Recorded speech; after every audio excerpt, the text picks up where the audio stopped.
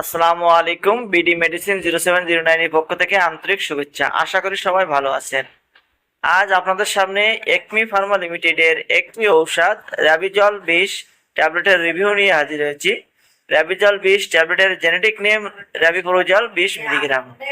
আজ আমরা জানবো র্যাবিজল 20 কি কি রোগের কাজ করে, খাওয়ার সঠিক নিয়ম কি, পার্শ্ব প্রতিক্রিয়া কি, গর্ভাবস্থায় এবং স্তন্যদানকারী মায়েরা খেতে পারবে কিনা, ওটির বাজার দর কত, এ নিয়ে আজ বিস্তারিত আলোচনা করবো। চলুন শুরু করি।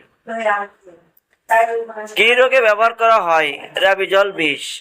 এটি মূলত গ্যাস্ট্রিক বা অ্যাসিডিটির সমস্যায়, acid reflux, duodenal ulcer, gastric ulcer, Helicobacter pylori সংক্রমণজনিত আলসার চিকিৎসায় অন্যান্য অ্যান্টিবায়োটিকের সাথে যৌথভাবে ব্যবহার করা যেতে পারে র্যাবিজল 20।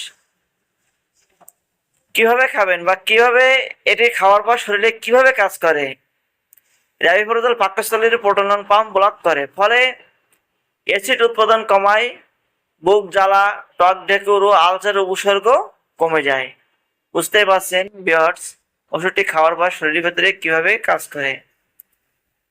আজ আমরা জানবো এর সঠিক খাওয়ার ডোজ। এই ওষুধটি খাওয়ার আগে এবং পরে দুইভাবেই খাওয়া যায়। সাধারণত 20 মিলিগ্রাম দিনে একবার। রোগের ধরন এবং লক্ষণ অনুযায়ী দিন 2বারও খাওয়া যাবে। এই ওষুধটি চিবিয়ে বা ভেঙে খাওয়া যাবে না। অবশ্যই একজন রেজিস্টার্ডভুক্ত চিকিৎসকের পরামর্শে ওষুধটি গ্রহণ করবেন বা খাবেন। এই ওষুধের সম্ভাব্য পার্শ্ব প্রতিক্রিয়ার ভেতরে আছে ডায়রিয়া, কোষ্ঠকাঠিন্য, পেটে ব্যথা, বমি বমি ভাব, বমি, মাথা ঘোরা, মুখ শুকিয়ে যাওয়া। সাধারণত এমন পার্শ্ব প্রতিক্রিয়া খুবই কম রোগীর ক্ষেত্রে হয়ে থাকে। যদি আপনার ক্ষেত্রে এমনটা হয়, আপনি অবশ্যই ওষুধটি খাওয়া বন্ধ করুন অথবা আপনার ডক্টরের সাথে যোগাযোগ করবেন।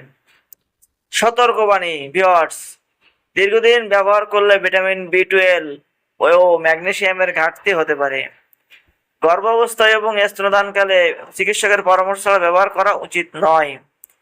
দীর্ঘমেয়াদী ব্যবহারে হাড় ভাঙার ঝুঁকি সামান্য বাড়তে পারে।